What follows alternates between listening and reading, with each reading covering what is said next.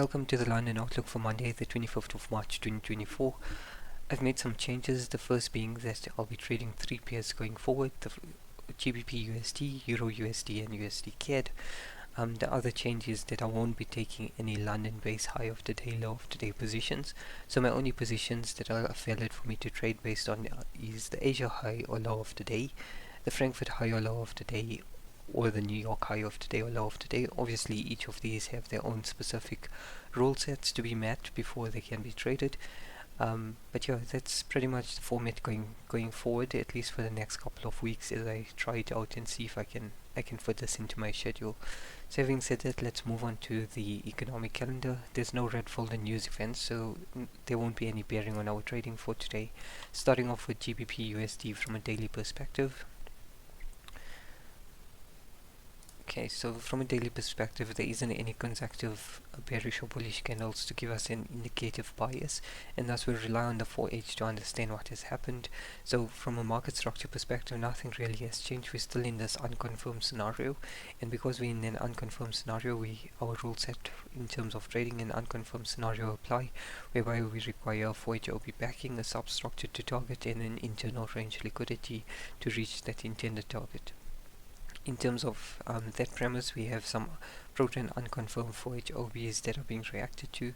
We do have a pro-trend previously confirmed primary leg, which I guess I should have highlighted as such, but it's not really relevant right now. Price needs to get to that OB in order for us to short. So for GBPUSD, there's only a reason to long, and we only have backing to long. And then if we move on to the 5-minute, how do we approach the Frankfurt or London session? Essentially, we're looking for one thing to happen, and that being that a Frankfurt low of the day is created. Once the Frankfurt low of the day is created, then we need validation of the Frankfurt low via the London session, and then once that occurs, provided that we still have the Asian high to target, we'll try and position ourselves with the 1, 2, 3 objective to reach a 70% of the daily range, which is roughly 46 or 47 pips if I recall correctly, and then we can take along. Obviously, if London puts in the high of the day or low of the day, or New York does that, then our trading ideas are invalidated. Then the next pair is EURUSD.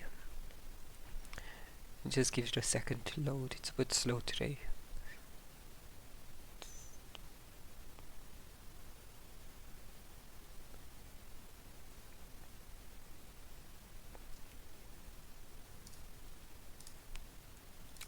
So from a EURUSD perspective on a daily chart, there isn't really any difference from GBPUSD, and for that reason we'll approach it the same way. From a daily perspective, there isn't consecutive bullish or bearish candles to give us an indicative bias for the day. And then we move on to the 4-hour, where we can see that we change character. We're also in an unconfirmed scenario. We had multiple market structure changes of character, but currently we're in an unconfirmed scenario. The primary leg that has formed is this pro-trend unconfirmed leg that was a valid market structure, and we reacted to a pro-trend unconfirmed 4H OB, from which we validated this pro-trend unconfirmed primary leg. We also have this pro-trend previously confirmed 4H leg that we're reacting to right here. So perhaps it's good for me to mark this out. That would be pro-trend previously confirmed primary legs. So we're between two primary legs at the moment. In terms of understanding what we're reacting to, remember we're in an unconfirmed scenario, so the same rules apply as for GBPUSD, where we require those three elements that I mentioned.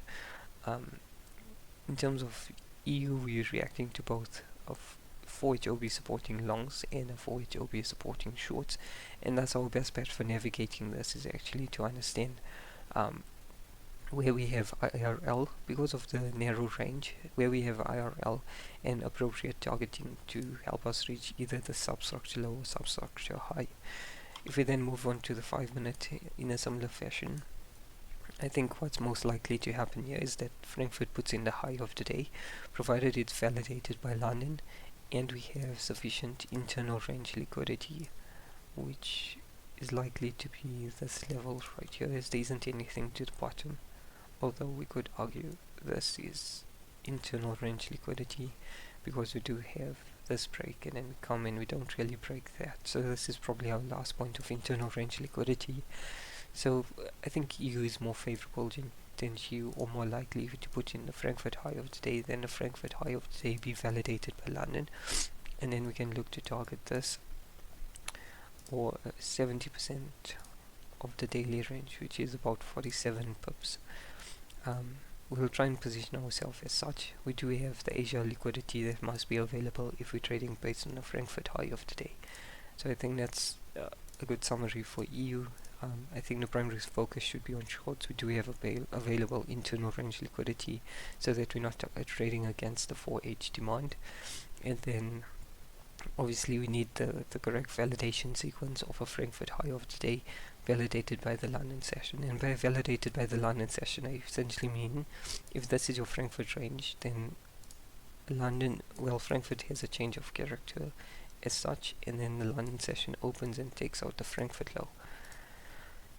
So that would be EU, and then moving on to USDCAD.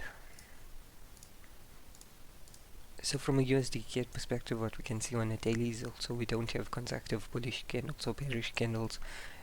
At least 3 is my requirement, and thus we don't have a daily bias from the daily candle. Then from a forex perspective, what we can see here is we have a large bearish leg, putting us in a pro-trend confirmed scenario, and we've reached the pro-trend extreme, which I can mark out right here. So this is your pro-trend extreme, and of course once we reacted to the pro-trend extreme, this was the last point which actually body broke this level. If I just zoom in, you can see there's a body break of that substructure high, and we then had the pullback phase last point of supply failing, which then validated the pro-trend confirm.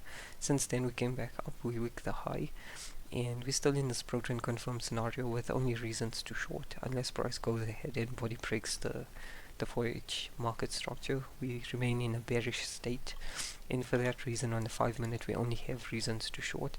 Again, there's no red folder news or any daily bias that can give us an indication as to whether to trade any other situation than the Frankfurt high of the day. So what that means is, perhaps just to summarize, on USDCAD we only looking for shorts, and that's because and then how to position ourselves is we need a Frankfurt high of today, then validated by London, and available Asia liquidity to the downside to ensure that we can that we have an appropriate target. So again, similar to EURUSD, we need the Frankfurt high of today to be validated, and then we can position ourselves to target this Asia low. We do have previous day Asia lows to also target, which is a good confluence. If we look here,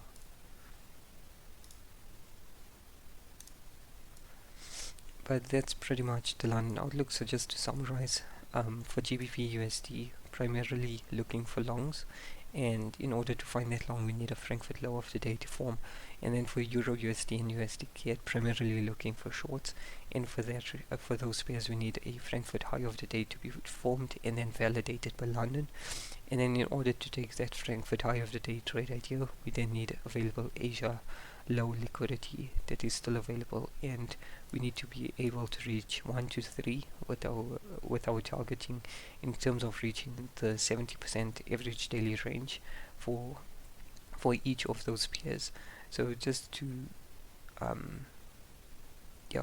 I guess what I do want to just check is the daily ranges for each of the pairs, and then I'll come back to you.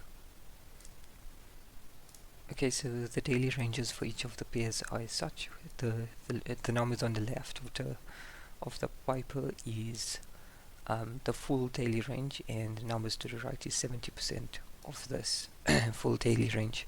And essentially, if since we got no red folder news for today, we expect that price won't reach the full daily range and will only reach 70% in a most probable scenario, and thus in order to take any trade we need to position ourselves such that we can reach a 1 to 3 target when the 70% daily perp range is reached. So that's pretty much the London outlook. quite a long-winded one, but we covered 3 pairs. I will be a bit more brief going forward. I try not to cover so much detail. Mondays are probably going to be the longest, just because we're setting ourselves up for the week, and then obviously days when there's significant changes in terms of swing structure, that's probably going to result in a longer outlook. But other than that, that's pretty much the London outlook, and we'll chat again for the New York outlook.